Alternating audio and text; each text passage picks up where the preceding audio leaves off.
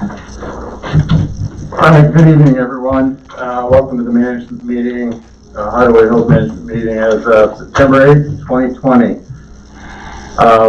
are wearing masks and distance as the best we can. I would ask everybody to speak into the microphones. I've had people complain they can't hear when you don't talk into the microphone, so try not to sit back and talk. We do have two invited guests, but Randy, I'm going to have you run through the numbers real quick, and then we'll get to our invited guests. All right, capital fund total, this was as of last Friday, $236,509. Depreciation fund total, $218,477. Delinquencies are the same as they were in August. Those numbers haven't come out yet for this month. July was $17,717, and as of August 17th, they were $22,430. Road delinquency in July was $1,780. In August, because that's when the delinquency came out, $3,920. Special assessment account, Popular Bank, we still have the $101,501. Dam repair checking, $30,551 for a total of $131,052. Okay, anybody have any questions about the numbers? We'll cover our dam allocations and reserve fund at the second meeting of the month. Could be next meeting. All right, first invited guest, Eric Boysko, has been doing a package study on the ballooning number of packages that we have coming into our club that averages 500 to 600 a week. For the last 12 weeks, it's been 500. Can you hear me okay? Do I need to move closer? Are you able to stand in front of the microphone? I have a lot of notes, so I can lower that. Okay.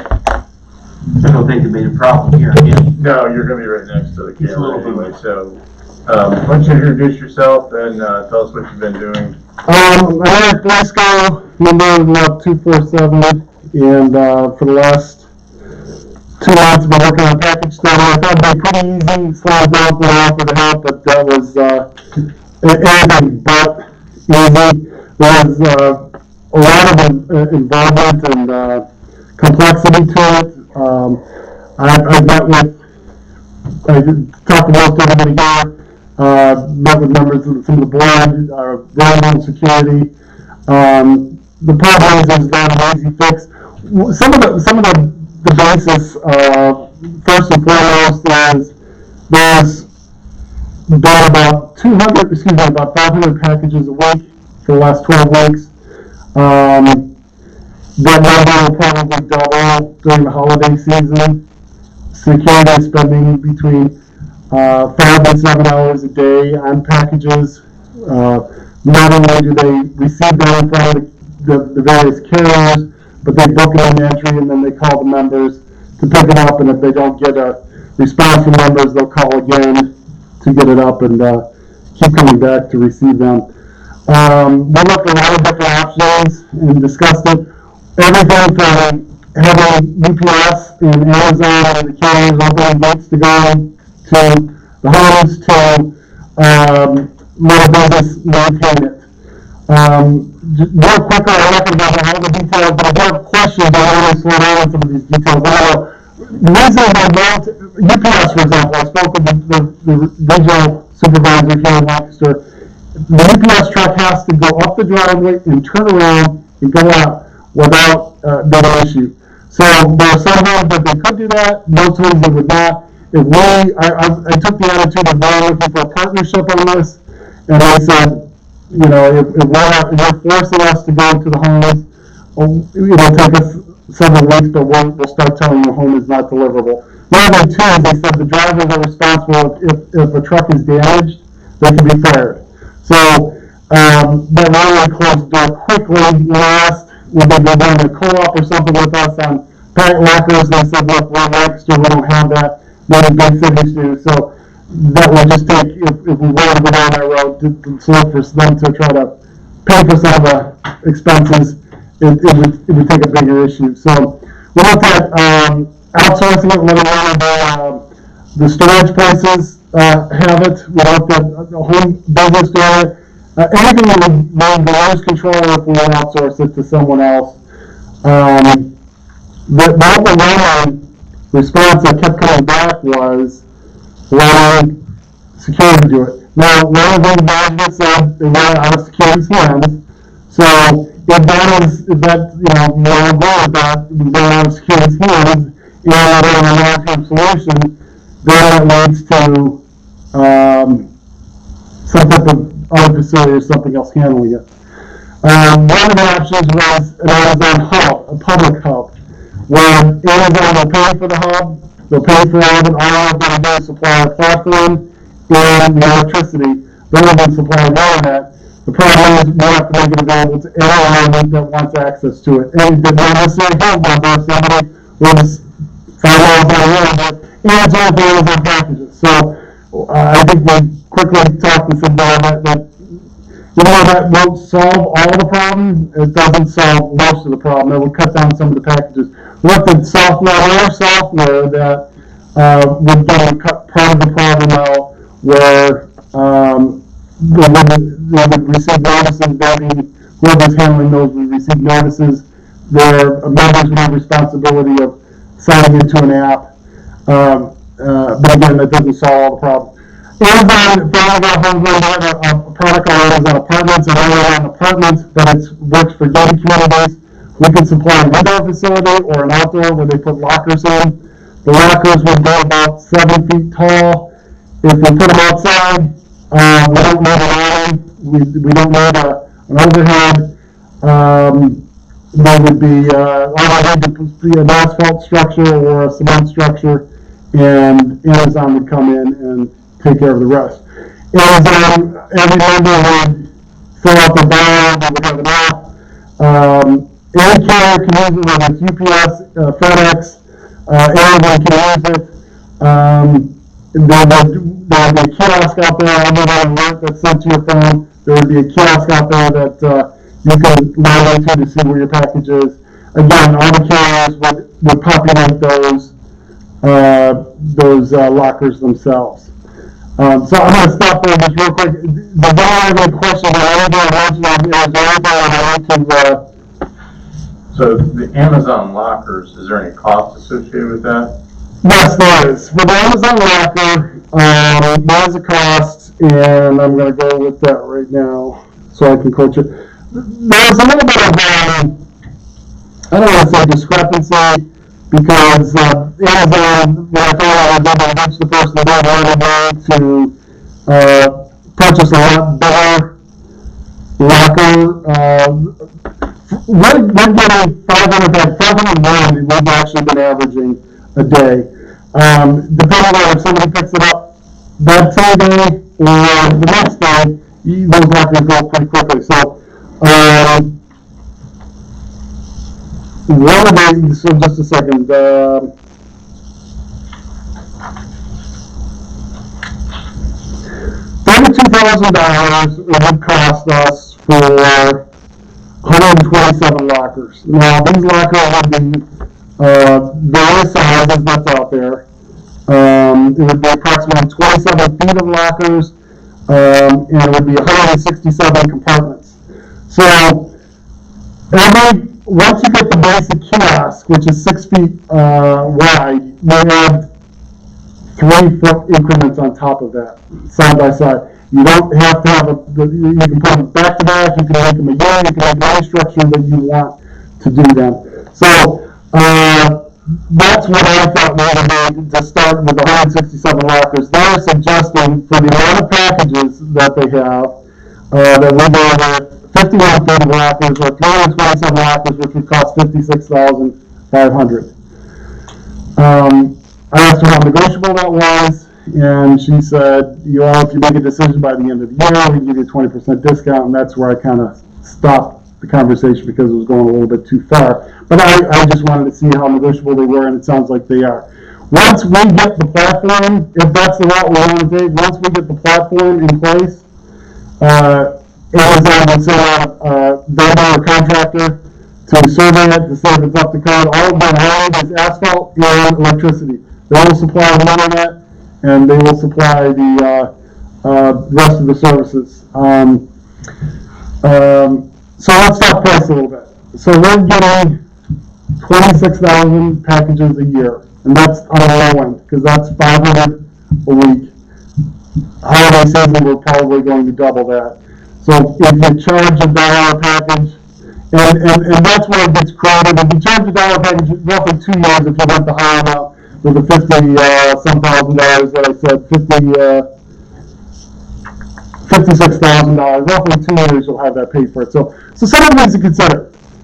If you let security handle it, what's the security value price?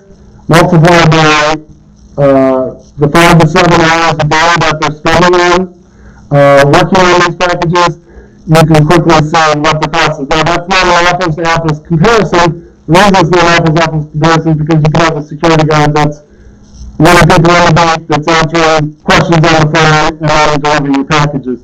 Whereas if you take it completely out of their hands, the only thing that we'll be responsible for doing is somebody running once a day how many packages are left. Did we have 200 packages that they would leave right there? Now, we would tell them to probably send it to security, to send the packages to security if there's any overflow. And if we found that there was too much overflow, eventually we would probably want to add more lockers. It could certainly be an option if you think lockers are the way to go. But again, paying for it, I think there's so many different ways to do it. You could again, other than $1 package, you can turn it over to an HAH committee that want to have fundraisers. You can do certain things like that. But if you compare what you're costing for security to handle it versus what your lockers are costing, it's pretty competitive. So if you want to take a look at, if you put a security guard on $14 an hour, $5 a day that they're spending on packages, they're spending $25,000 annually. Again, that's only $5 a day, and I know in the holiday season is a lot more. Now, at $7 a day, your costs go up to about $35,000. Again, I know it's not an apples-to-apples comparison because if security handles it, they can be multitasking, doing a lot more. Linda. What are the ongoing costs, Eric?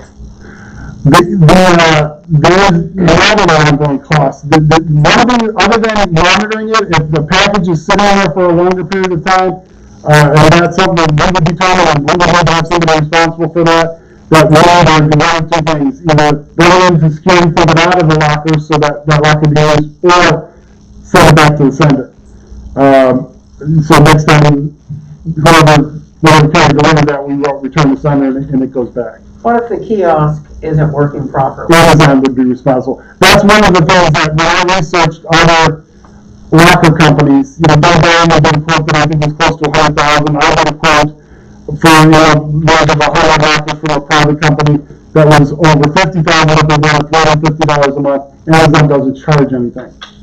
So I would not for anybody that is as cost effective as this. Again, if management thought there's not money to be spent, I bet one of the storage places would love to look at a business opportunity for $1 a package. It's $26,000 a year minimum. In 2 years, they're breaking even on their investment, and after that, making money. But again, you lose control once you give it out to someone. How would we know the members getting like how many packages a member got in a month? Do we get a report out of the app? Absolutely. In that security, Jeffers got 5 packages a month, so we know how to bill him. we'll be responsible for monitoring on a daily level. Like you said, monitoring on a daily level just to make sure packages are brought in. Yes, you'll get a report. And again, every member will be responsible if they want a package delivered with inputting their data in there. They will put their, I'm an address 247 Sean 8, I'm Eric Boy Scout, and that's how I would get the alert. And so when whoever's responsible for that task would get to put out a report, how full are the lockers, how long something's been sitting around, doesn't need to be removed, and they would have that capability of opening any of the lockers and taking the package out. Good. Great work, but I got, Randy, rough guess. How many families are getting packages here? Is it 300? Do you have any close? I mean, I'm just looking at I hate having to count packages and bill. Yeah. So Yeah. a yearly fee, if there's 300 families, what's the yearly fee to cover instead of just doing by the package? We've got all that documentation, it's just that. Sure, I got it. We've never taken a look at it. Yeah. But yeah, we could probably take a look at that. So you'd have to pay an annual fee to be to be allowed to get packages? So what happens if I ship something here and I'm not? Well, we gotta work on that. I'm just Yeah, I looking know. for, It is tough to monthly have to try to Yeah. charge, but if I get 2 packages a year, which I do, I ship everything at my work, but and you get 10 a week, or Steve does. Sure. True story. You know, people will cry, that's not fair. But I get your point, it's a tough billing process. Now, I will say, Eric, I don't know that, we never said security wants out of the package business. The problem is they can't handle the package business anymore, especially during the holidays. And we added that shed on 2017, 18-ish. Nothing more thinking we were going to build a new building, and then that, funds were just never there. So now the shed's there, now the shed's not big enough. We went from, when I joined the management committee, we had just a little building, now we've got the building and the shed, and we still can't keep up. So the problem is exponentially growing. So it's not so much we want out of the package business, is we can't handle the load, we can't handle the volume anymore. So this is a great step. How does Amazon recoup their cost of the lockers? I think by means of delivering to the lockers versus the homes. Plain and simple.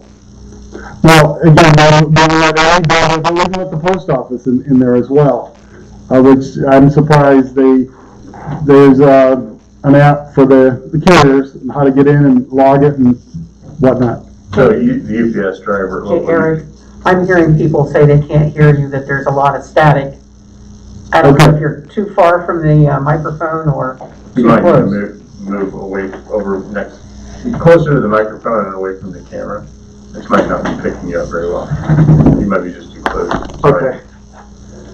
But what if, so the local UPS driver would have to download the app, the Amazon app? All the carriers, I've told Amazon, have access to this. They just need to be told, start using the lockers. It's that simple. Gotcha.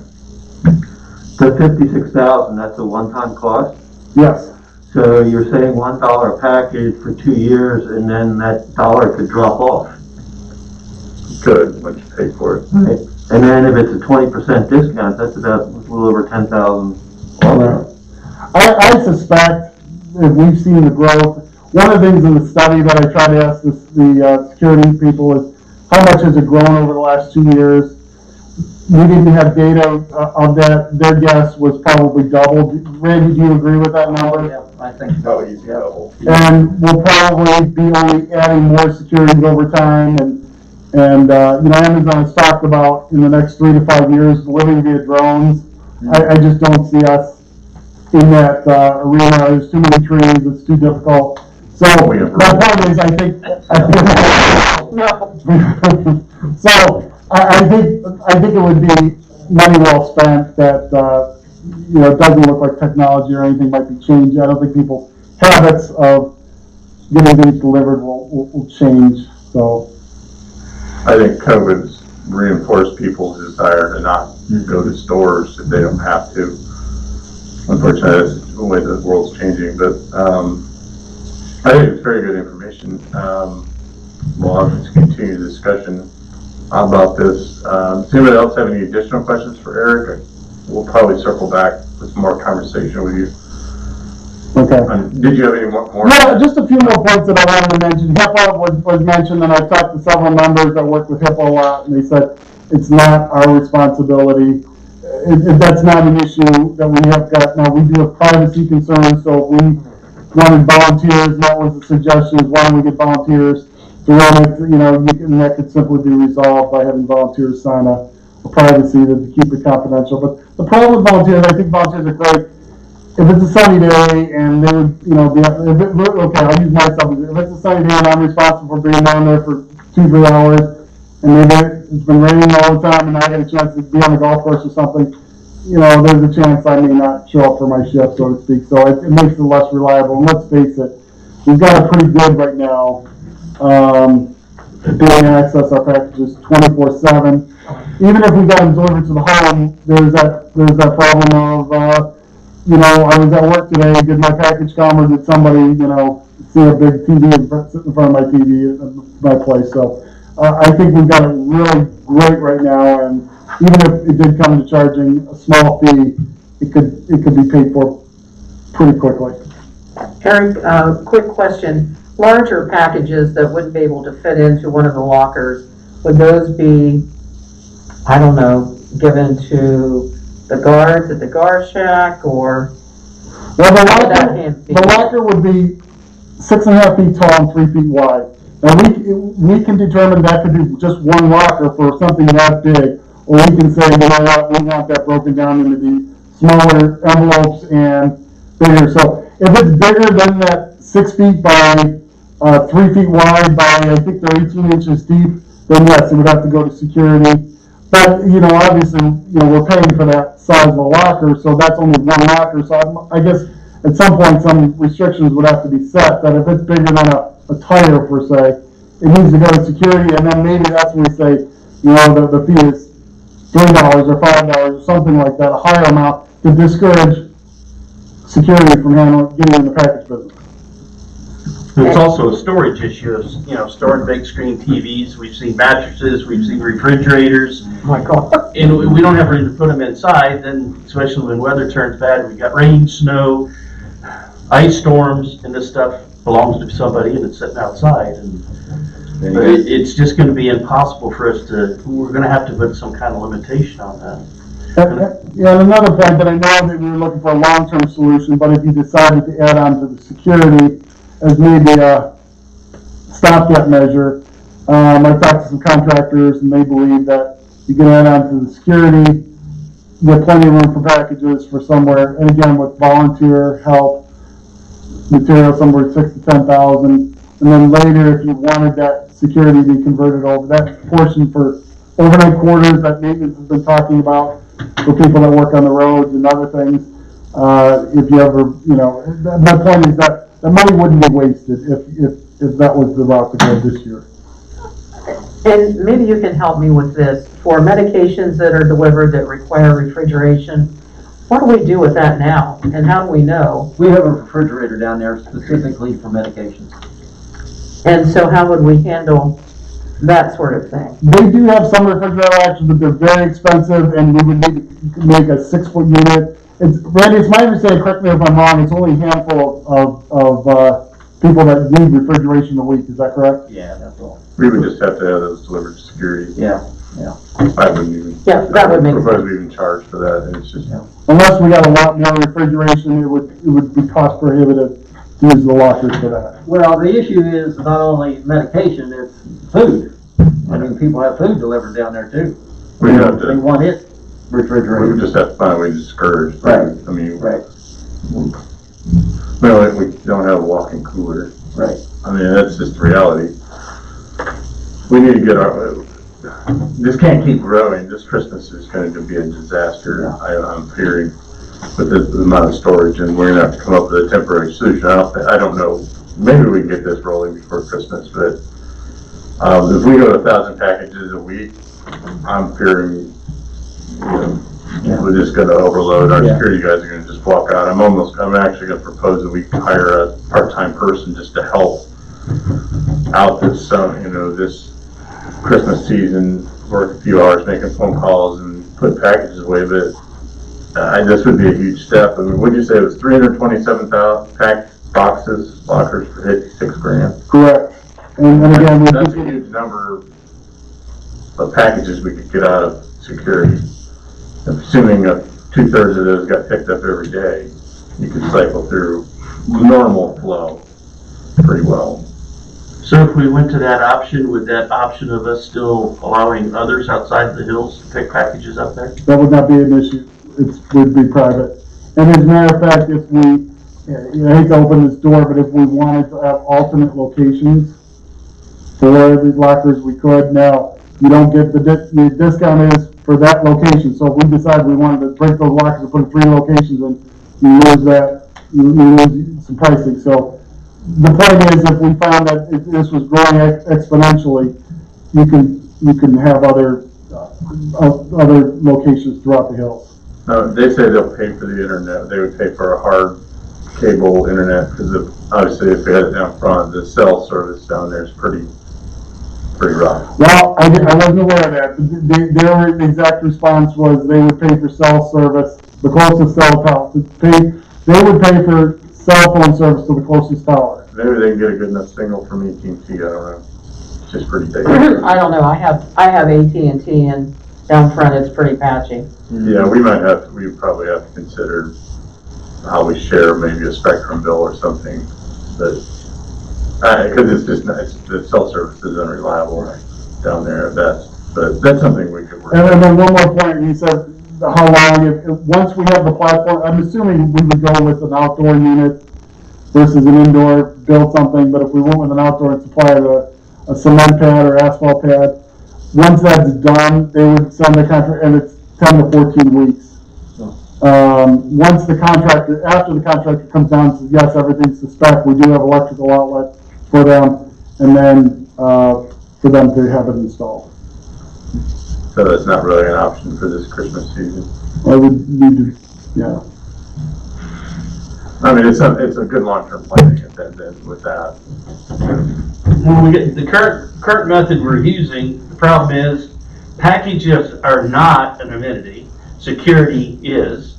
And right now we're pulling an amenity that's very important to all of us, being security, by having them deal with packages. So, I mean, I guess we talk towards cost, $1 a package, and I know that may irritate some people, but I mean, right now we're pulling those guys from being on the road, watching our homes, looking for bad people by sitting in there making phone calls and unloading trucks every day. So, you know, I hope everybody can kind of see through that cost in what we're really losing by not having that amenity of those guys out doing what they're paid to do.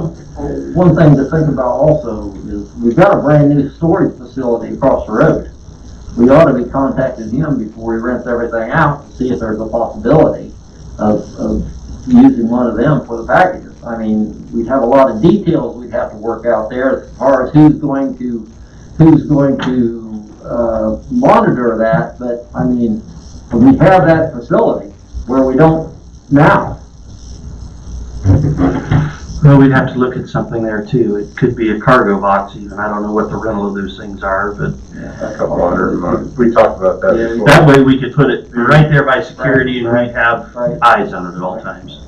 The bad part about putting it across the street would be we would have to pay somebody to be there for 3 to 5 hours a day. Yeah.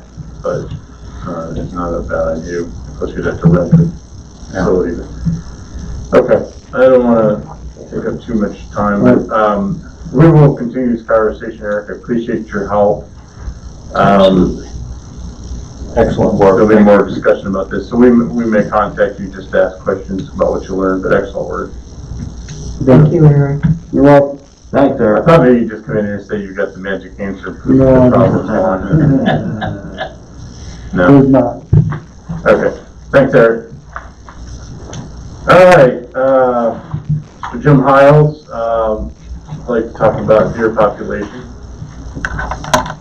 Before they run into my truck again, just like they tried to on my way up here.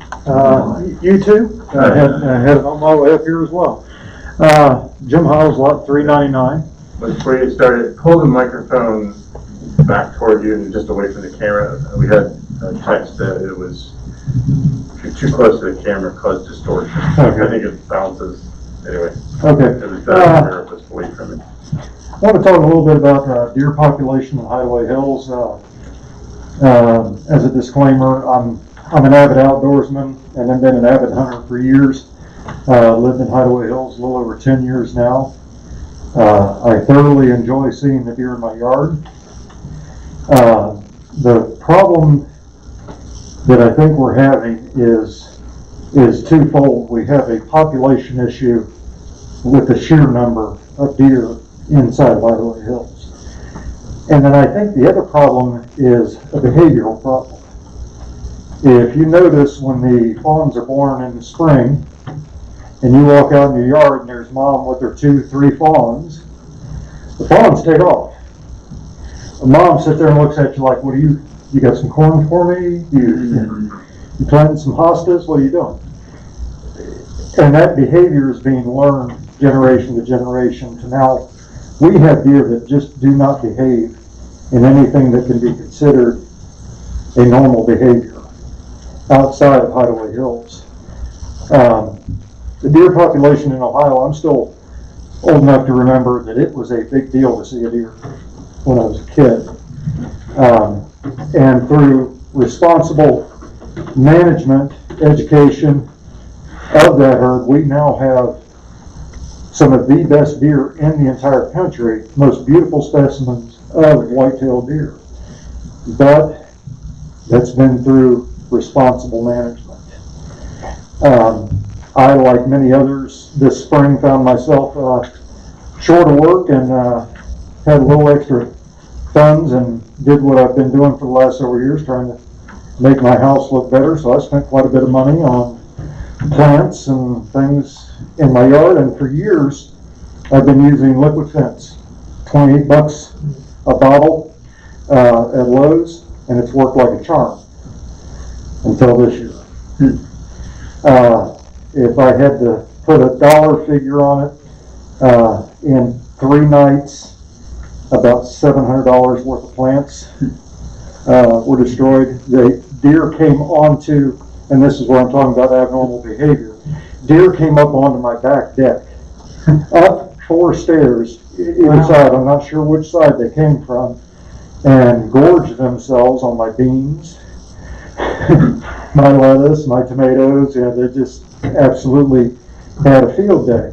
And I'd come out and shoo her off, and she would run 15 feet and she'd stand there and look at me and wait for me to go back in the house so she could get back to eating. So I've heard ideas floated around of sterilizations and things like that, and I'm not 100% sure how all that would work. I'd love to hear that. But I think the time has come, and I recently found out that Hideaway Hills actually used to have a hunting preserve within it, 100 acres. Of course, this was very early on, and somebody figured out, well, that's better used for building houses. But I think the time has come to maybe consider culling some of the numbers, and I would think, and I've got a, as I'm running this through my head, I'm the kind of guy that I don't like just bringing a problem saying, hey, here's my idea what you should do, and so I put a little bit of thought to it. If it was something that was entertained at any point in time, I kind of did a preliminary of what I thought maybe some rules and ideas for a traditional.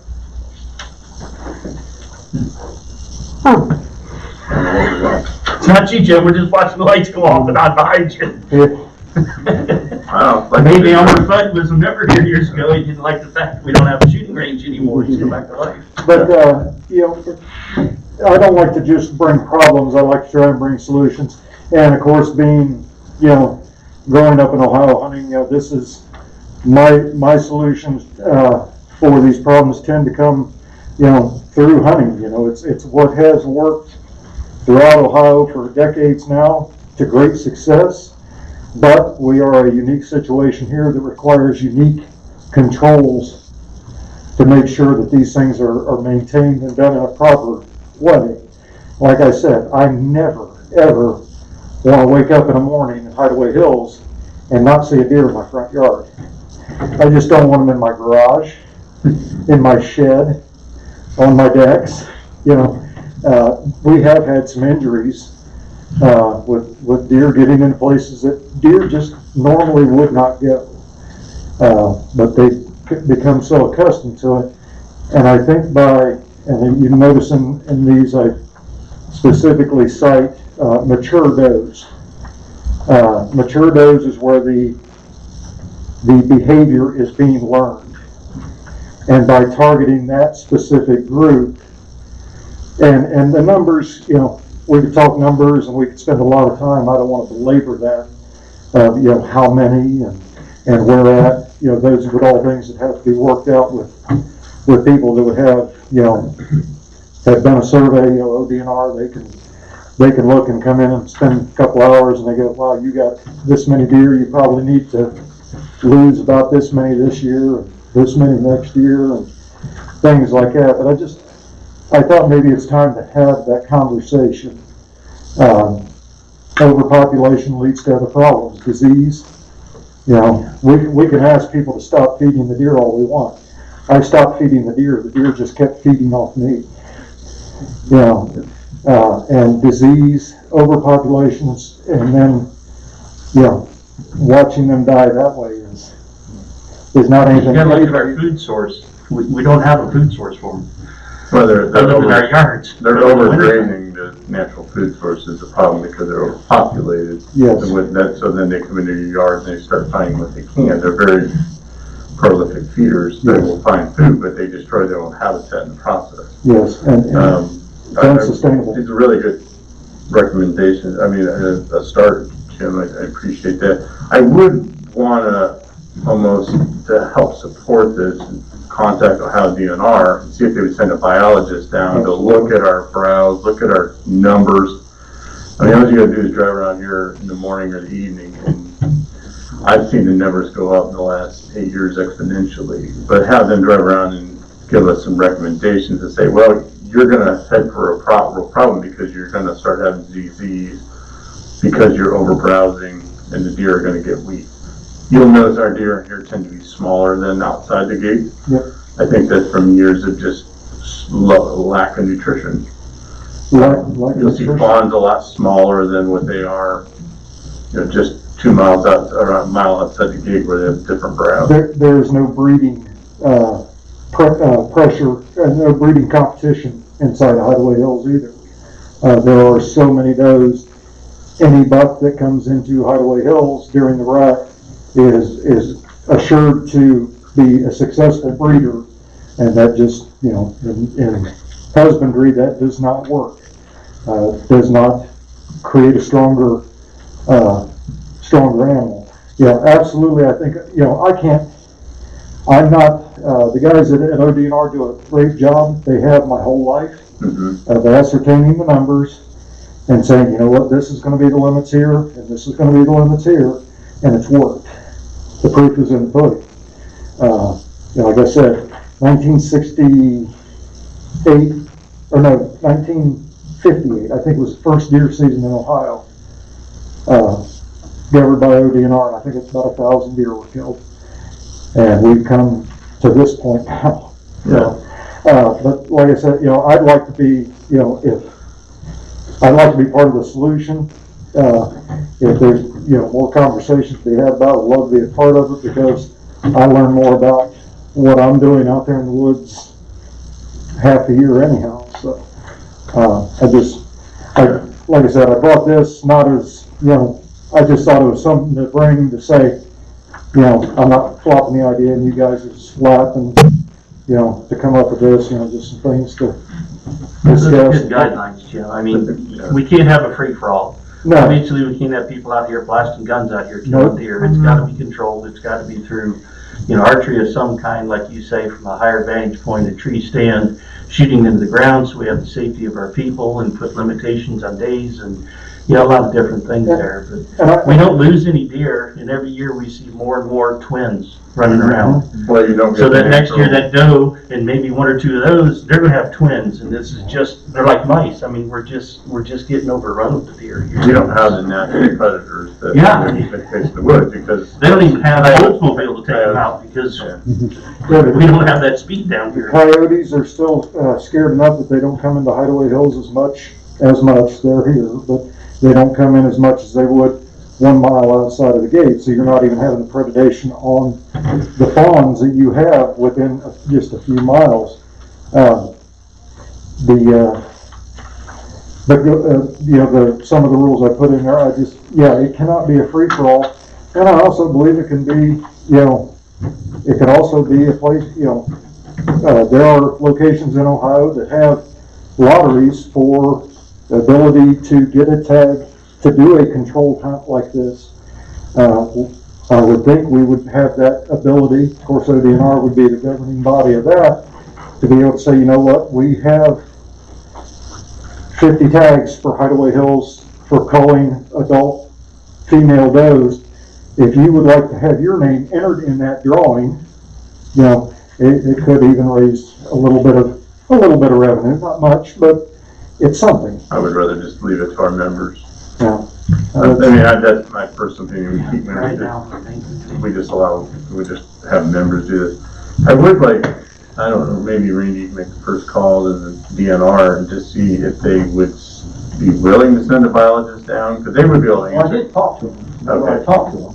They would be willing, they're gonna tell us if deer sterilization actually works. I read mixed reviews. Some people in the Humane Society thinks it's the greatest thing, but I've read a lot of communities that have tried it and very poor success for what they spend on it. Yeah, I brought that thing that I sent Yeah. to you guys about the sterilization. You might want to take a look at this if you. Absolutely, yeah. Randy, is that what one of our members? Yeah. Okay. Yeah. All right. And I would, again, I'd go on the science, unlike you, I go on wildlife biology science, and that's why the DNR has biologists Mm-hmm. to get their opinion on whether or not that's actually a beneficial program. But Randy, what did you learn from? Well, he said there's several steps, and he said the first step was to notify our members to quit feeding the deer, which we did that. And then if that didn't work, to go farther, contact him, and I've got that.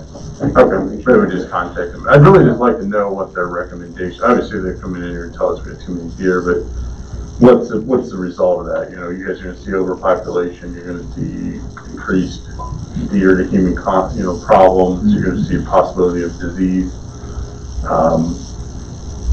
issues. Tick issues become worse. Yeah, get their recommendation, and that gives us a little more, support. What I have looked at briefly in sterilization, it does to a degree address one problem that we have, but I would argue that equal sized part of the problem is behavior. And the animals not having at least that natural fear of when you walk out your door, that they at least gain their distance and get away for a minute. They don't have that. And that is through learned behavior. And if you take out some of that learning over a period of years, maybe some of that goes down. Definitely to the point they're going up on decks and having a field day. Yeah, that's not normal behavior. No. Or even to come into my yard when my dog's barking at them. Does this have to follow standard season?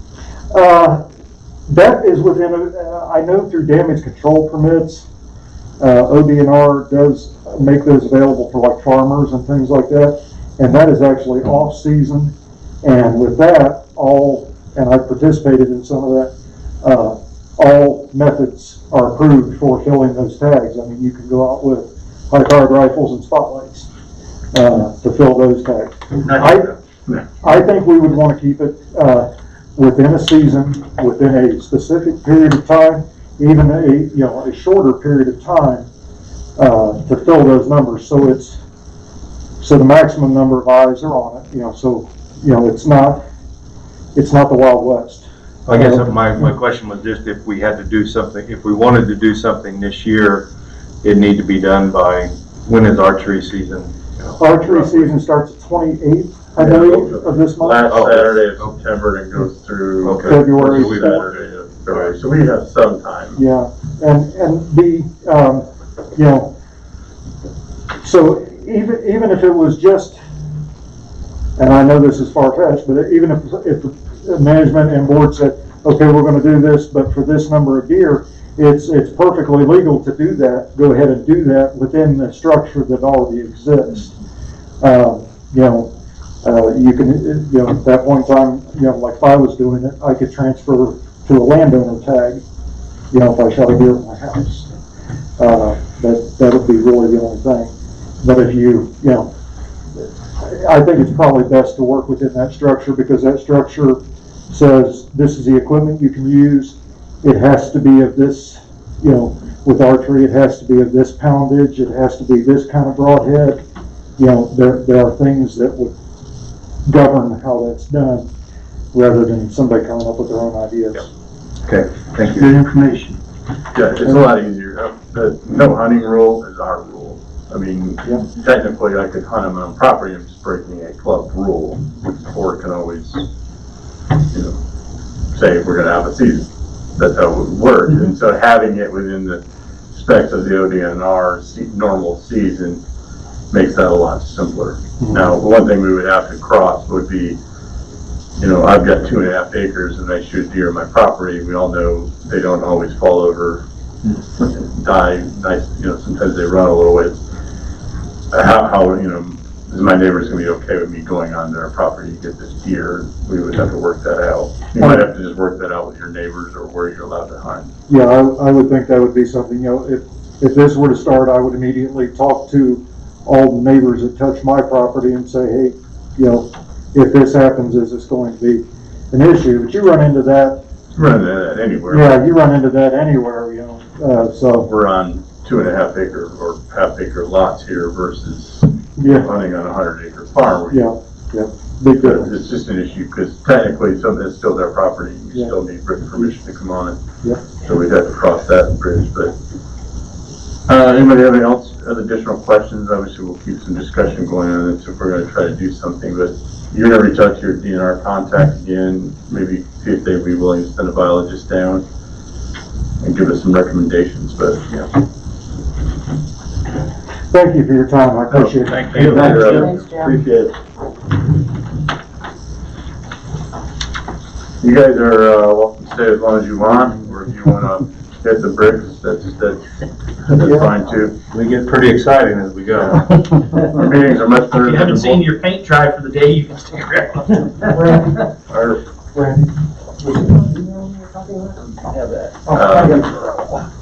our meetings are much more exciting than the board, but I just know. All right, Randy, let's get through news and notes. You want to hear that? No. Special Last comment. I met with the representative. I told her I was going to be on vacation there last week, and so I haven't really gotten anything back from them yet. So as soon as I get that quote back, it appears that Spectrum is going to be a lot cheaper. Now, when she came in, I was telling her where all we had phones and how many we had in different places. So, I am so sorry. oh, so that's going to be a little bit different than what I first put out there. But we'll just wait and see on that. This next item is I will be out of the office September 21st to the 25th, and then again on October 5th. So I just want to make everybody aware of that. I'll make the board aware of that next week also. And then the next item here is funding the dam assessment account. I wondered, did you want to handle that, or how did you want to handle that? Let's kick that down to discussion items at the end. Okay, and then the request for expenditures, let's see, I don't know who we have other than Jim as a golfer, JJ, you're a golfer. I guess, we've had some issues with the overhead door down in the clubhouse. It's been bad for quite a few years. It's pretty much unusable. There's two, isn't there? Both of them are. Both of them. One of them still works, but both of them are in pretty bad shape. The one is completely dead. To replace that with an insulated door, which those aren't, would be around $500 per door. I was down at the clubhouse when Rick came in to take a look at it. Yeah, the springs are busted, the doors are just, they're both very bad. The one that is usable isn't in real good shape either. But, I mean, if we want to just go for the one for now, the one that is busted is the one that's more important because the furthest one or closest one to the course. Right. The one that's closer to Natchez, getting the carts out there is not the easiest thing in the world. Right. But the one is Once, a shot. okay. When do the carts leave? What else is stored in there? November, October. End of October, carts leave. Yeah, end of October, when the cars leave, yeah. What else, do we store anything else in there through the year? It's mainly just the cart storage. Well, there's little tables and stuff. Well, there's little like that. stuff in there, yeah. The table, Garbage chairs, can. clubhouse down in there. No high dollar items? Or bullion's not stored down there, No. the diamond vault or anything, okay. Well, Just wanna make sure. Well, the question is, do we want Randy to get quotes on one or both doors, two hard quotes, and we can make a decision on replacing? What I don't want the employee struggling to get these things open, trying Around to the spring break, get somebody hurt. Typically, it's Chris in the morning, or then Jeannie, or whoever's working the evening will put them away, or security will. Something come help. maintenance can install? They could, which will cut down the cost. The problem is that you have such a low ceiling in there, and that's why you have the double track, and which makes it kind of tough. So I think I would get quotes on having it installed to see where we're at. Well, doors we can buy about anywhere, Yeah, and then see what it, yeah, this $500 figure was an insulated door from Menards. just a door, no Just the install. door, no install. Yeah. Those things scare me with the springs, but get the right equipment to do it, but I think I'd just get prices on both. I agree. And let's make a decision. on- Is there availability of space to do another style door? Like what? Understand. Swinging doors? Which something, as winter turns off worse, the guys could get in the shop and create a set of doors and hang on side hinges and lock them? And have two swinging doors? I don't know if it would swing out enough because there's a fence right there. Well, yeah, you'd have to get And then you have to swing the one out, pull the cart out, swing the door shut, go through. So it's fine. Again, I don't know if No, if they're 8 foot wide, Yeah. two 4-foot doors don't stick out very far, is what I'm thinking. Yeah, but you'd have to pull the curtain out. I'm not been down there, I'm just asking. Yeah, it's kind of tight where you come out, Make and the then turn. the turn with the cart. I think that would be, It was just a thought. yeah, that's a good thought. Yeah, it is. Just, I'm We not did sure take the how, doors down at the salt bin down there. They held up pretty well. I just don't know how well that would work. Oh, Length of the bit. Maybe ask for a sliding door. sliding door, you may not have the room to slide it. Again, I don't know how big the building is. If it's 8 foot wide, you have 8 foot of wall, you can slide an 8 foot door one way or the other. There's not that much room on either side of those two Okay. doors. Yeah, that's a good thought. I want $500 just seems like it's crazy when we have these talented guys down there. I almost wondered if you could go to one 16-foot door. If it would be any cheaper. I don't think you have the header for a header. You're gonna have to have an oversized header to To do support. that. Yeah. I don't know, 15. All right, let's get quotes, let's see Okay. where we're at.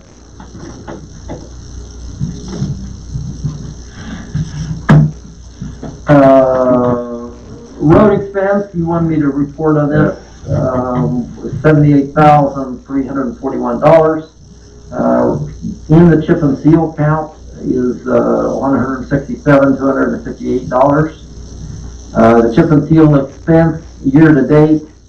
Now this is what we have in QuickBooks. Keep in mind, we've got a whole month of asphalt that is not, we haven't been billed for. And so that's not in here. Okay, so do you have any idea how much that is? I don't. I know, I've sent out in the maintenance report a different amount of loads. They're about, I think, $250 a load or something like that. Yeah, it's gonna be. So, under the 167, they're here today, doing chip seal, Yes, so that was what, 100 and, 101, I believe. Yeah. let's just say 105. So we're about I think we're at 142. If they've got a month worth of asphalt, that's about 17,000. I just want to monitor, Yeah. knowing where this number is, so we don't keep putting hot patch down and Right. overspend. Right, And, we were talking about carrying over a little bit of money. whether we gotta do dish work or whatever, but, okay.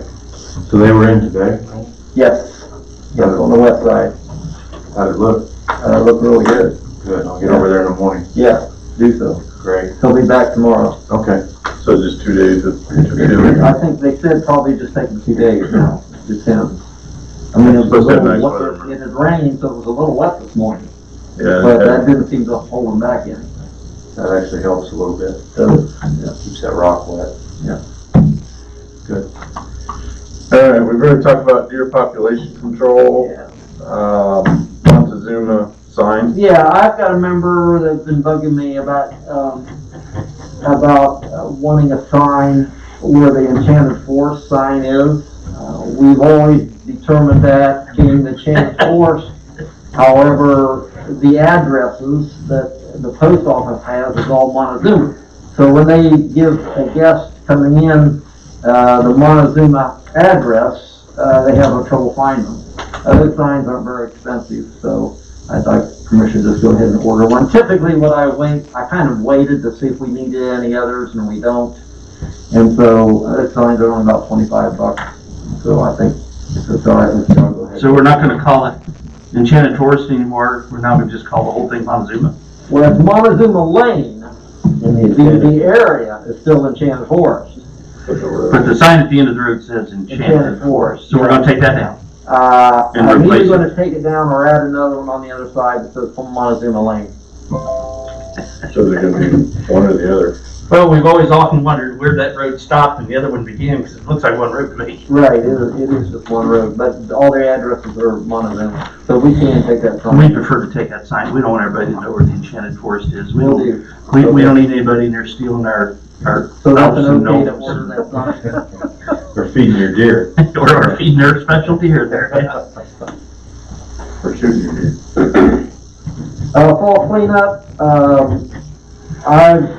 we've had a number of people asking about this. We probably should have made a decision on this before. I've suggested October 7th through the 14th, that's a Wednesday to Wednesday. And we sort of put that out there to everybody, so hopefully you're okay with that. I'm fine with the date. Yes. All right. It's gonna be sometime. You gotta Could be send that snowing out. or it could be something. Send that off in the need list. Right, yeah, we'll send it out here, yeah. Okay. Along with that, I had talked to one of our maintenance guys, and he said, hey, we're spending all day cleaning up the mess, especially the Monday morning mess after the weekend. If we could get some concrete blocks and make like a corral, people just pile their stuff up there, it would make it a lot easier for us, and we'd have a lot less, steel and stuff laying in the yard to pick up. So I've asked Randy to go look at what it would cost, and we could use this to store stones in, I'm talking about those, three-sided structures, these dump stones in or whatever the rest of the year. So I asked Randy to go get some prices on what it would cost to do that, and see if it's worth the savings and our maintenance guys' time. Essentially, they've got, 2 to 3 guys probably working most of the day during that week, running a backhoe, picking up trash, dumping it into the dumpsters, pack that down, getting it ready for them to come get it. So, Well, the one earlier, was that an abnormally large, normal, or, man, that was a hell of a mess. it's getting that way every time from my Yeah. observation. Well, what it is, we usually run it weekend to weekend, but we always bring the dumpsters in like on a Thursday, and then people find out that they're there, and they just overload it over the weekend. And that's just what happens. That's in the spring, that area light out there. Something was busted. In the fall, we do Wednesday to Wednesday, so we only have the one weekend to deal with, and hopefully people will get it down there early while our guys are here. They can load the dumpsters and keep up on it. It's the weekends that are the issue. So the suggestion to Jim was this area to have them dump it. And so what I did was I was looking around for these blocks. You see them, the big blocks. And I called Buckeye Concrete. It's where we got them before. Actually, Phil Grundy's hauled them in for us for very little. But they don't make them there. They won't make them there. They make them up in Marysville. And those, they're 24 by 24 by 72 is what they are, big 6-footers. Excuse me, they weigh 3,820 to 3,850 pounds. So I don't know if our backhoes would move them or not. So what they do, they place them for us. They come down and place. We have to get a boom truck. They'd have to place it for us. Plus, they'd have to have somebody haul it down here. So that cost was quite a bit. The boom truck was $135 an hour, minimum 4 hours. He couldn't give me a hauling fee because he didn't know when the guy could haul them, how much he charged. But coming down all the way from Marysville is going to be pretty expensive. So I called Logan. I called Slater's. They'll make 18 by 24 by 36s. So that's something we can handle. We can move around. They can haul 10 in a load, and they charge $150 for that. So if you purchase 20 blocks, it's going to give you about a 20 by 20 area, which is not near big enough. But that would be only $800. An area 40 by 40, which would be 40 blocks, it would be three-sided. That's twice that, it'd be $1,600. And then 40 by 40 is probably, would be pretty close. 60 by 60 would be $2,400, which includes the blocks and the hauling. So just going one high is what you're saying? That's just one high, yeah. And is that gonna solve this problem? No, I don't have any idea whether it will or not. I don't know one high would. The big problem is somebody going to drop the first load all the way back to the back, or are they going to drop it right in the middle, right in the center, right at the front? Then you've got the issue. Now we can always push it back. Yeah, I was gonna say that we can handle by pushing it back. Yeah, we can push it back, but if you're going to push it back, you might as well load it. Yeah. You know? The idea was that people would just back up in there and dump. Right. I think we need to have some good discussion on this, because, I mean, one earlier this year when I went by, I don't know how people got that stuff stacked so high in some place, and I know we pile it up too sometime, to some point. We did it on the weekend. No, we don't pile what's in the yard. We I mean, pick it it up and was put it in just the horrendous, dumpster. and have we ever looked at restricting things? Okay, no refrigerators, but there were refrigerators there. Yeah. The mattresses, and there are mattresses there. I mean, I think we open this up, it's great for a cleanup thing. You got scrap around your place and picking it up, but the next thing you know, then we got contractors pulling stuff in there, and it's like, I think we can do a better job of managing it, then we don't need such a big area to create such a big pile, maybe. Okay, so how would you manage that? Well, I just Well, no, I mean. How would we manage it? And we talked about security issues at the dumpster. We got a 4 set of cameras there. We can't tell when somebody's dumping lawnmowers and crap they shouldn't be. Yeah. So maybe it's time that we look at something there instead of spending $1,600, on just maybe a solution to fix it. Maybe we should look at upgrading a camera too and something like that. Since the system's there, and just upgrading cameras so we can police it. I don't know. I don't like. I mean, that's all added good. expense. The issue we have with the cameras is sometimes you can't identify who's doing it. But if we see somebody there, we should be going to look. Well, if we see something, well, yeah, if you're sitting there watching the camera all the time, which typically they don't. I mean, that's the problem with the cameras. I mean, they're good. They're a good deterrent, and we went to all the trouble of getting people to give us their license plate numbers. But if you can't see the license plate number and you can't identify the person, then you've still got that stuff in the dumpster. And we just had an issue with a person here a couple months ago that threw carpeting in there and came out on Facebook and said, well, somebody else threw it there in front of me, so I figured it was okay. But she identified herself. We've had other people put stuff in there we couldn't identify. Right? Yeah, the lawnmower. We can ask people to be good, but Yeah, exactly. we need to figure out some way to watch this thing. Yeah.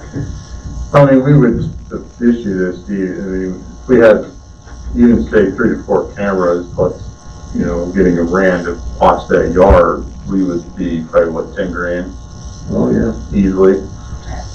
I mean, it's not a great solution to, just to watch the dumpsters. Rick have internet? Pardon me? Is there internet run inside security? Yeah, you can put cameras up way cheaper. Security, yeah. Yeah, we could put Maintenance. some, we could put some temporary blinks up or something, but And again, we're not trying to turn people in or trying to bust somebody doing something, but we need them to believe that one person shouldn't root for the group. I don't think. It should not become a headache for us.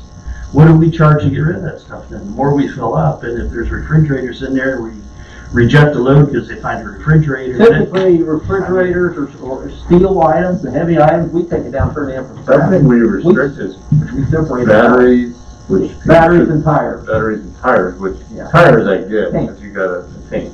The batteries you can get $10 a piece for if you just take it and return it in, the core.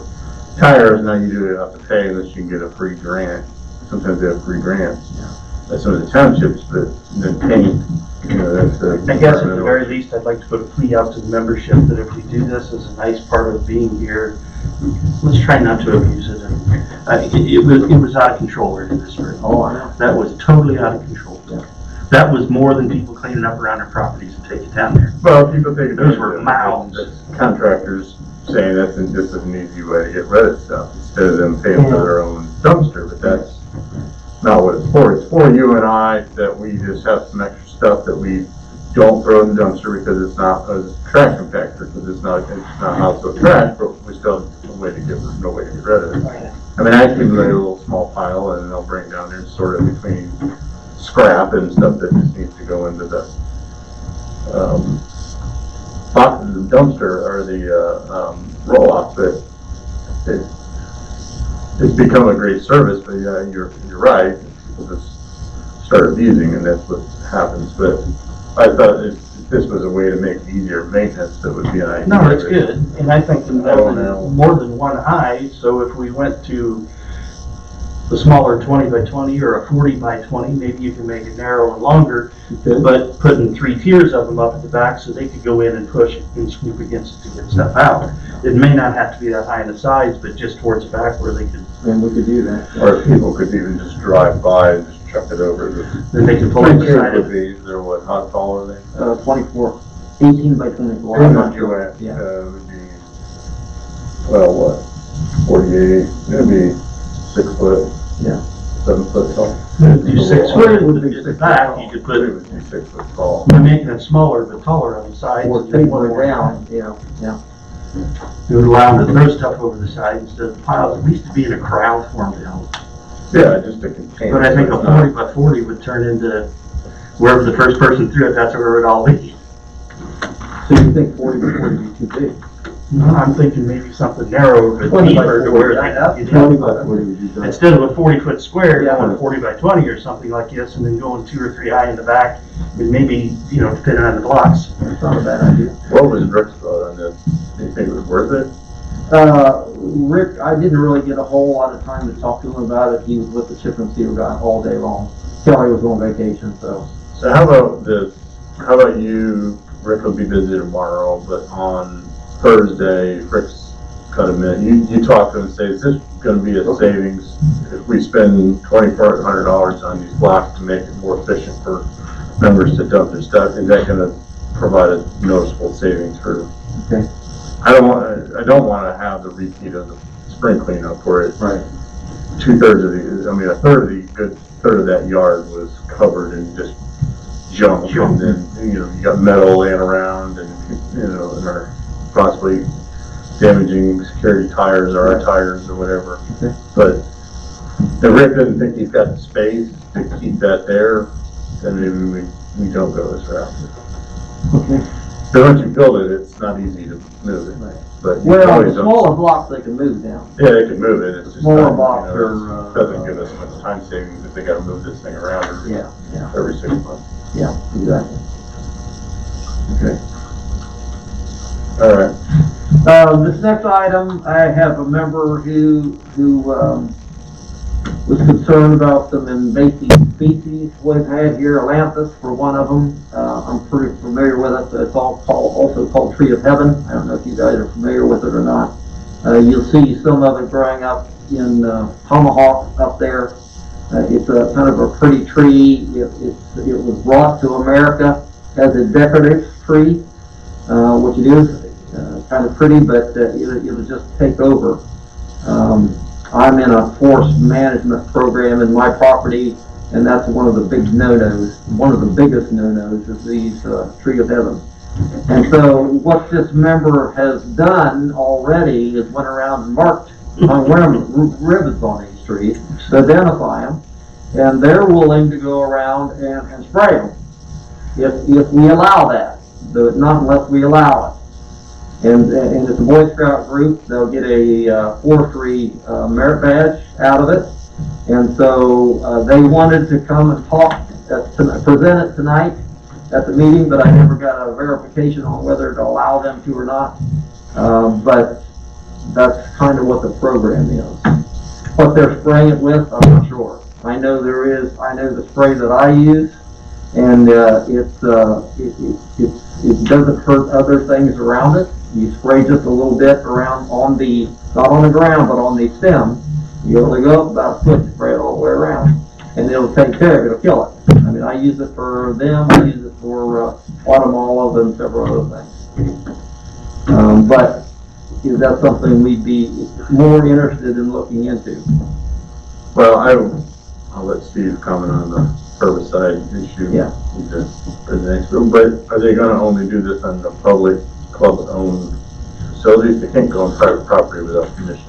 That's correct, they couldn't. I mean, if I say, yeah, you can come on my property and kill it off. That's kind of why they mark the trees, to make the membership aware. Yeah, that was a good point. I noticed.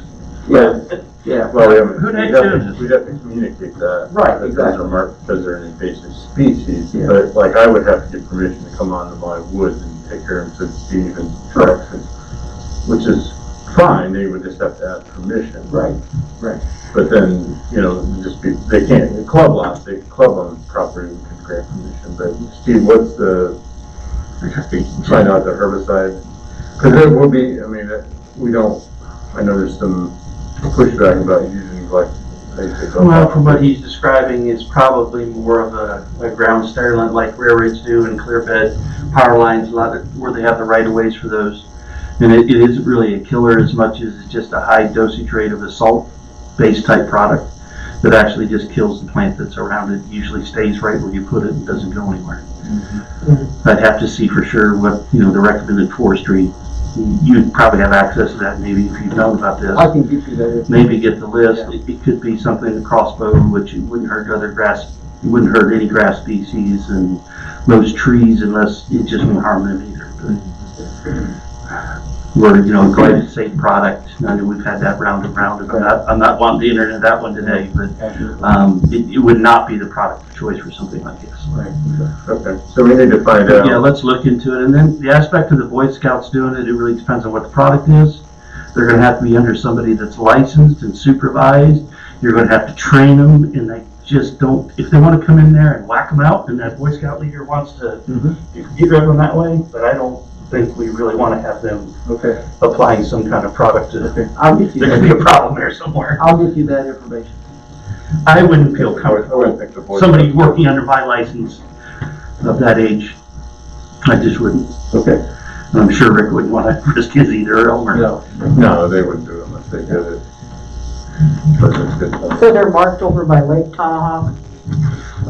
So I noticed them Yeah. this weekend coming from ours all the way up, wherever the heck the road is beside the lake, and there's little green plastic bands tied around them. I thought, why are people marking those? Ribbon. We called them wild palms or something. They just look like little palm trees is what they look like. They do. And that's why they were used as a decorative, Landscaping. Yeah. And then they got carried everywhere. They're very prolific. Yeah. I think they grow off a rhizome, they grow underneath the ground, and then your trees just prop up any place off that root, and it can be a mess. Exactly. Okay, so you're gonna get some more information? Yes. Yeah, as you drive around, look for the little green ribbons tied on them. Are those like the alley trees that you see in Columbus and the alleys? Probably. It could be. Yeah, probably. They were cheap, you could plant them, they were hardy, they grew everywhere, and you just got more of them instead Yeah, of and they less. just kept going. And that's part of the problem. Yeah. But to get them down here and take out some of our species would be, And yeah, we don't want to do that. Well, no, I'm all for eliminating invasive species. I do, am concerned as somebody's gotta be licensed to spray this stuff. Okay, this last item here, a member asked me to bring this up as a question. as why don't we, or could we charge members for contractors using heavy equipment? It was after they had saw a big track hoe going down the road by their house, getting from the trailer that brought it in to the house site that it was working on because they didn't have enough room to unload it there. And I talked to him a while about it, and I said, you know, how do you control that? What's too heavy? You know, I mean, we know what it is during our road closure time during the winter, low limit time during the winter, but through the year and possibly a wet summer, how do we determine what's too heavy as far as the equipment? And then how do you go about knowing, you know, who's going to bring what in for their construction job? So, you know, they said, okay, I understand, but why don't you just bring it up to get management's thoughts? So I'm throwing it out there. What do you think? Well, we just spent $120-some thousand working on our roads, and I'd hate like hell to see somebody come in here with a track hoe and chew up what we're paying, using the members' funds to do. Well, with that, How do you control it and police it? well, with that in mind, if there is damage done to the road, we do charge somebody. But how do you charge somebody that doesn't do any damage and you don't even know what size equipment they're bringing in? You know, that's kind of the thing. Or just heavy dump trucks running on the roads. I mean, Right. I know there was some member was concerned that somebody was over by the beach was hauling excessive loads of dirt out, Right. but Well, they were dumping it over there at the beach. That's where they were dumping that's what they were doing. it. Yeah. That's where we put our canoe rack. Gotcha. Yeah. But No, and there was some hauled out of there too recently. Well, yeah. without them actually, you see physical damage, it gets really dicey. You just try to say, well, if you want to bring a track away, you got to pay, you know, Yeah. an extra fee on your building permit, basically. They're paying for a $500 building permit, but hey, if you're gonna build a basement or bring in any type of heavy equipment, you're gonna have to pay an extra fee that would help cover the damage to the roads. Well, it does kind of fall into the other things that we've talked about with these construction sites, and we've talked about the erosion problems, and we need to start policing our construction sites, because they are coming in here, tearing trees out. We're losing, now we get the heavy rains that we get, and now we're losing hillsides, we're causing wash, we're causing mud that's now traveling to our lake that we gotta pay to get dredged out. And maybe that's something that we should look at, and it could be a task with that. I don't know.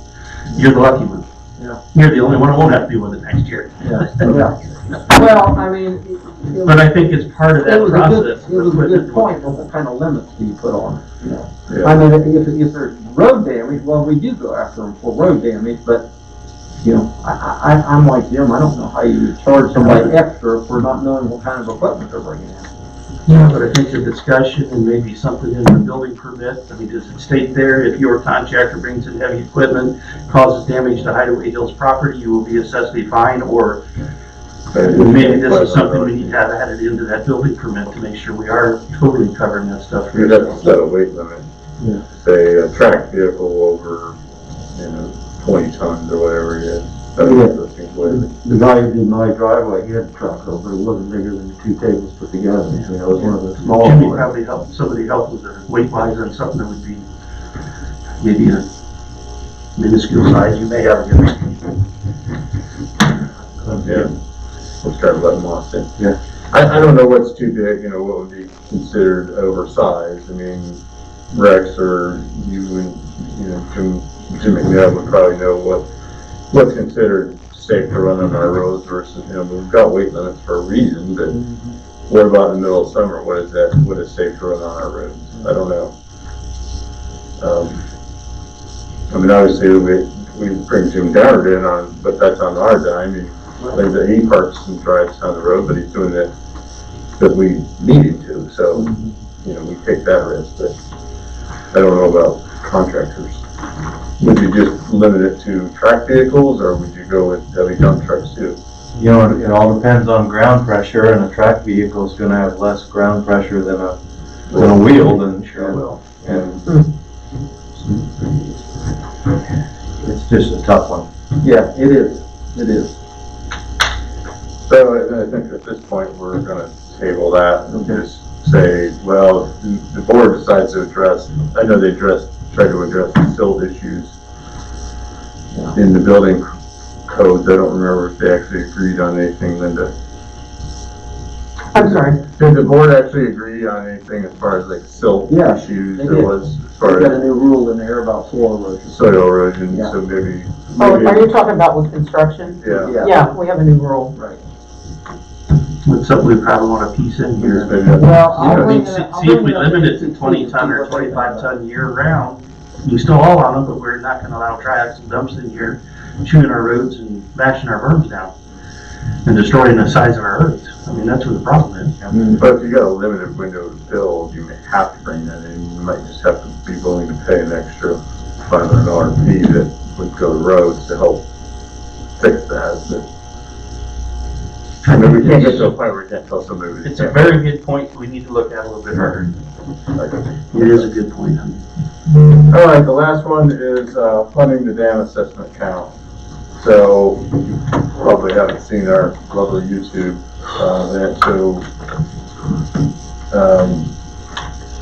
we started digging into this dam assessment count, and Randy, do you know how far it's underfunded? The dam assessment account. Yeah, 267,000. Oh my. Short. So the membership knows that now. We just did that's why we did a YouTube video on that. There's a number of reasons why. I mean, there's a number of reasons why, which we discussed in the video. So, I mean, we've all talked about it. We had a special board meeting and a management meeting last week. I didn't communicate that properly to the JJ. I apologize.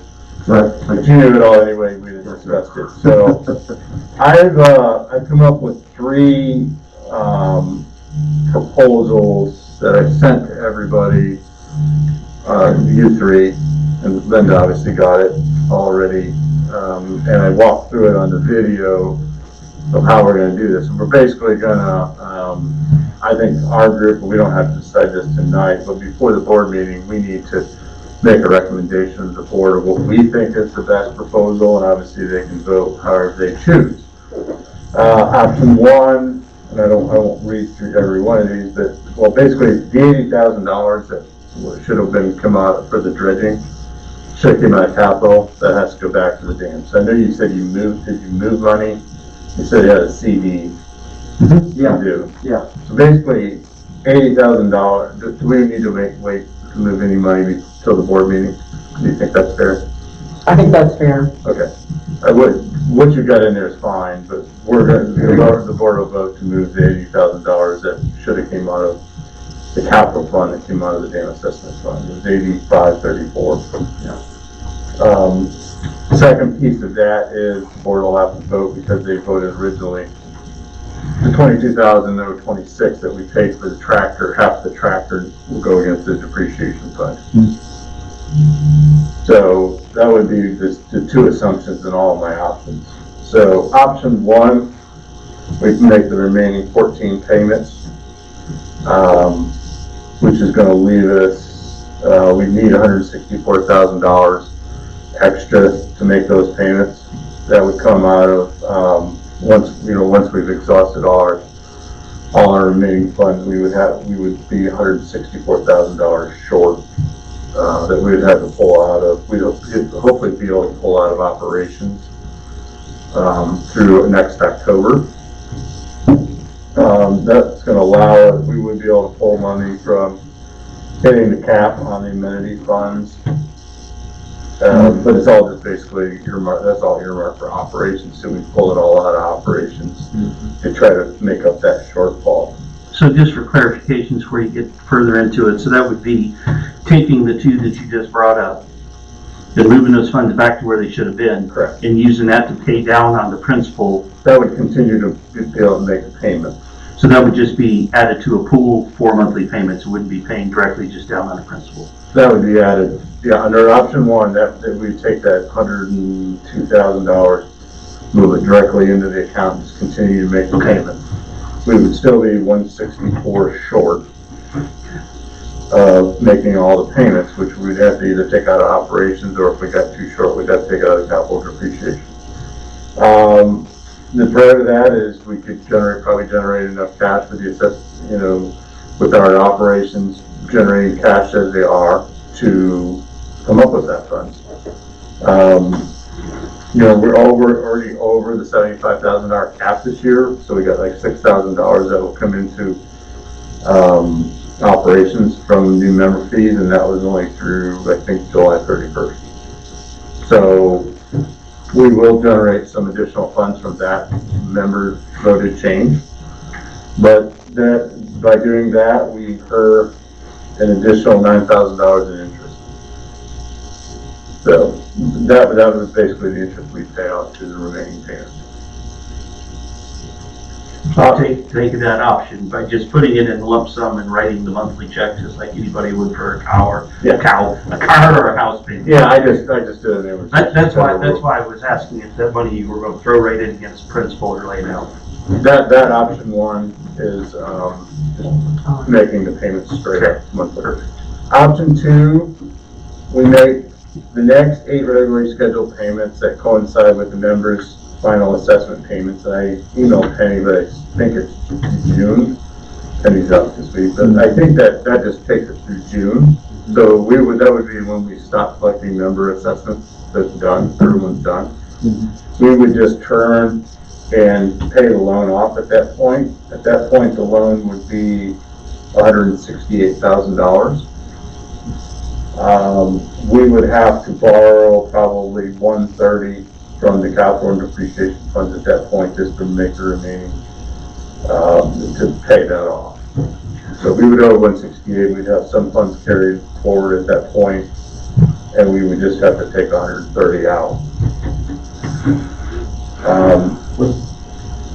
What's your guess between now and June, how much we'll have added to the capital and depreciation funds? I didn't figure that out. Okay. I mean, I know we've been generating, I'd have to go look at the budget and try to figure out that. I mean, I could take what we've been generating and then have to add the assessment increase on that and try to figure out what we are. My projections I used for the 5-year plan of how to spend the assessment was we were basically taking like the first $95,000 this year and not doing anything and just pumping it into the fund. I'd have to try to, without doing next year's budget, and not knowing where we come in, but I don't know the answer to that. Okay. I mean, we've been putting money in and generating an extra 30 to 40 grand every month, off the top of my head. So the next meeting, we'll look at obviously what we put in for the last month, and Penny has that schedule, kind of gives you an idea of what we've been generating, putting into those funds. But it's a process getting to that point to where they're funded like for almost half a year this year before we started actually turning that piece. So it's not like it would be instant the next day, correct? No, it's continued generation of funds. The part of that is we can use some funds just from operations to fund into that, and again, the amenity fund.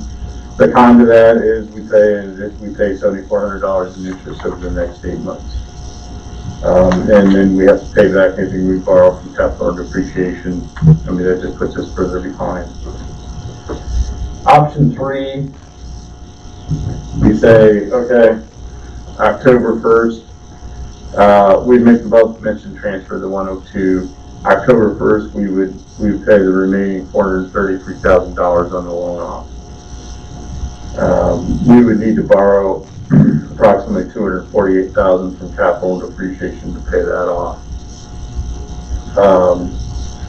The pro of that, we would cut interest down to basically $1,200, which is 1 month's remaining interest.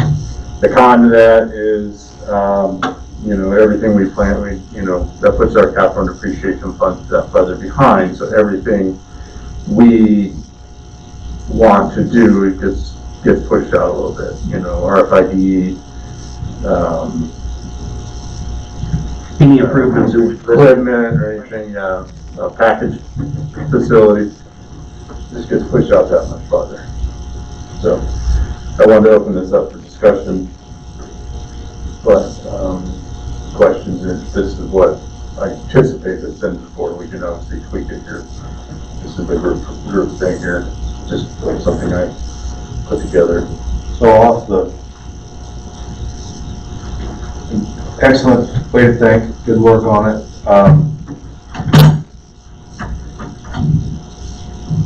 I guess what I think about what keeps me awake at night is not $9,000 of interest. It's cutting back the emergency funds to where if we have a problem, we've really hurt ourselves. And I would hate to do that just to save interest money. So that's kind of, We put ourselves at risk doing that. yeah, there's a lot of risk that we could end up having to borrow it again. Yeah. So, And I'll remind you, correct me if I'm wrong, and in the code, for us, I mean, if we had to borrow money, I think we could borrow up to 25,000. Yeah. And without member approval, anything over that, we have to have member approval. So I don't think that, I think that's not a really viable option at this yeah. point. not what I want to do. No. Right. So, but I do agree with your point. I mean, 9,000 interest doesn't seem like that bad. If we can fund this with operational cash and not hurt our reserves, but I was not leaning toward paying it off right away. My leaning was either option one, or I told Linda probably option two, maybe get to the end of June, pay off the 168, and We'll know what cash is being generated. yeah, we'll know better what Yeah, cash we're- is being generated. and what we're trying to Might guess be able right now. cover that. So, Yeah, I'm with you, Russ, because we have a major tractor truck go down. The money is definitely not gonna be there to do it. And you're right, that $9,000 in interest. Might look really good. It may look better than mine. I mean, this loan's at 3.2%, that's not, I mean, I wouldn't jump up and do cartwheels, but that's not bad money. It was pretty good at the time, and it's still pretty good borrowing. JJ, what's your thoughts? I agree, taking more out of the pot that we have, one of the biggest things that we were saying with the assessment increase was building that fund back up. And now we're gonna turn around and say, no, we gotta take it out now to do this, to fix this. Rob Peter to pay Paul, and even in a way where we said, no, this money isn't just for the law, it isn't just for this. It's to build up the reserves. Yeah, And just to turn around and take that out right now, I don't think would be a good idea. It's not what we said we wanted to do. It wasn't our plan, it wasn't our goal. yeah, well, no, I mean, it's gonna hurt our funding one way or another, because it does take operational cash that we could be using for building up a capital depreciation, as well as some of the things we want to do. But I do agree, I'm not a fan of robbing the capital depreciation funds to take this out. I still think we can still open the lots, we can still do our recycling. It's just probably gonna push them out some of the bigger projects we want to do. That's just my thought. I appreciate the work you've done on this, Jim. You got any other comments, or? No, I'm right in line, I think, with everybody You got else. any comments? We don't want to deplete where we're starting and what we promised we were gonna do. If we got this assessment increase, I don't want to back up on this. This is a situation that was planned on, knew about, or thought it was gonna happen tonight. But we can't make a foolish decision now going forward. We gotta stand up tall, and this is where it's at. We're still gonna build this home. And I think wait until, this time next year, the June timeframe, when we start seeing that cash generating, and hopefully before then next year, we can actually see that those numbers in the black roll in sooner next year. So are we all with option one, just pay it out over the 9,000 payments and hopefully generate enough cash, or option two, pay it off in June? I'd like to make a recommendation to the board, and that we're all unified. Well, was it definitive to pay it off in June, or was it something that That was just, come June, we're gonna have a better idea of what's going on, yeah, without taking the money out of capital. of capital? Yeah, I mean, we can always do that. I just wanted to make a recommendation to the board. I think it'd be foolish not to open the door to look at it in June.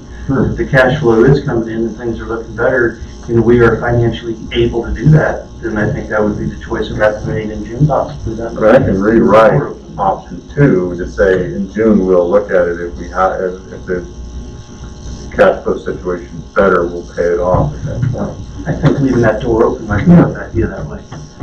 The board will look forward to your recommendation. I mean, I can reword option 2, try to make it more along that line that would give us more of the option to say, Just so there's no surprise for June if we're flush. if we generate enough cash that we actually pay it off and everyone say the dam assessment is now done, the loan's paid off, we're free and clear, that would give us the option to do that, or if we, we could, pay it out for a couple more months until we could. If we've generated that 130 between now and then, and we take that 130 out, I don't feel as bad. Because we're still at almost $500,000 between those two funds, so that's doable. Okay. Let me word option 2 a little bit better. I'll send it out to you guys tomorrow, and if we're all in agreement, that's what our recommendation. Obviously, the board can vote different, but I'll give them that option, and they'll have to have separate votes on the capital move and the tractor, but I think those are pretty cut and dry. But then we'll give them our recommendation for a vote, and I'll send that. Very good. Anything else for the good of the cause before we jump into executive session? I do have one thing.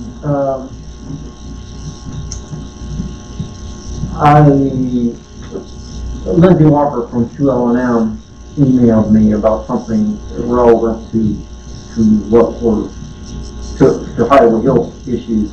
But I responded back to her and asked her if she had been contacted about the study on Eagle Falls. And I haven't heard back from her. Okay.